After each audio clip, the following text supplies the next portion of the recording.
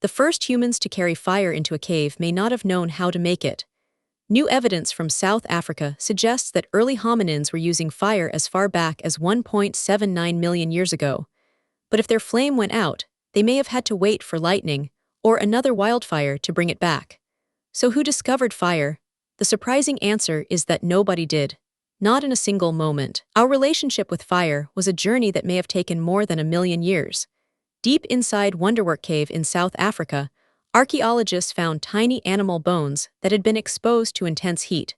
These remains were discovered far enough inside the cave that an ordinary grass fire could not simply have swept over them. Stone tools and other traces of hominin activity were found in the same deposits. In 2026, researchers reported evidence of repeated burning in layers dated broadly between 1.07 and 1.79 million years ago. The range is wide, and the identity of the fire users cannot be proved with complete certainty. They may have been Homo erectus or another early human population, but the location of the burned material suggests something remarkable. Early hominins were probably bringing fire into the cave. That does not mean they could create it. Using fire and making fire are two very different achievements. Imagine a lightning storm crossing an African grassland. A tree ignites, animals scatter, smoke fills the air, and after the flames pass, glowing branches remain. For most animals, that is only danger. But an early human who approached the burned ground would have found cooked plants, dead animals, warmth, light, and fewer predators. At some point, someone picked up a burning branch and carried it away. We cannot recover that moment. Archaeology rarely preserves intentions, and the earliest evidence remains difficult to interpret. But capturing naturally occurring fire is a plausible first step between fearing flame and controlling it. The first great fire technology may therefore have been transportation, not ignition. Once a group possessed fire, losing it would have mattered. A flame needs attention. It needs dry fuel, protection from rain, and someone to keep watch. Embers can survive after visible flames disappear, but only if they are handled carefully.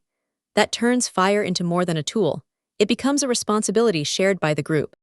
Keeping a fire alive could extend the day, discourage predators, provide warmth, and create a place where food and information were shared. Yet we should be careful. The archaeological record cannot tell us exactly what people said, felt, or believed around those early fires. What it can show is that fire eventually became much more common. From roughly 400,000 years ago, evidence of repeated fire use becomes far more visible across many archaeological sites. Humanity was no longer merely meeting fire after rare natural events. Some populations were organizing life around it. Cooking may have been one of fire's greatest transformations. At Jeshur Banat Yaakov in present-day Israel, researchers found evidence suggesting that hominins cooked large freshwater fish about 780,000 years ago.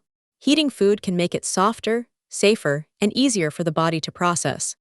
This has inspired an influential idea that cooking helps support changes in the human body and brain by increasing the energy available from food. It is a compelling hypothesis, but not a solved equation. Our ancestors also changed their diets, processed food with tools, ate more nutrient-dense foods, and adapted to different environments. Fossil bones cannot prove that cooking alone caused larger brains or smaller teeth. The safest conclusion is also the most interesting. Fire changed the menu, and changing the menu probably changed us. The final step was the ability to produce fire without waiting for nature. That skill leaves frustratingly little evidence. Wooden fire drills decay. Sparks disappear. A hearth proves that something burned, but it does not reveal whether the flame began with lightning, a transported ember, friction, or a spark struck from stone. Researchers have identified possible prehistoric firemaking tools, including stones used with iron-rich minerals to produce sparks. But the precise time and place where people first learned to start fire on demand remain uncertain.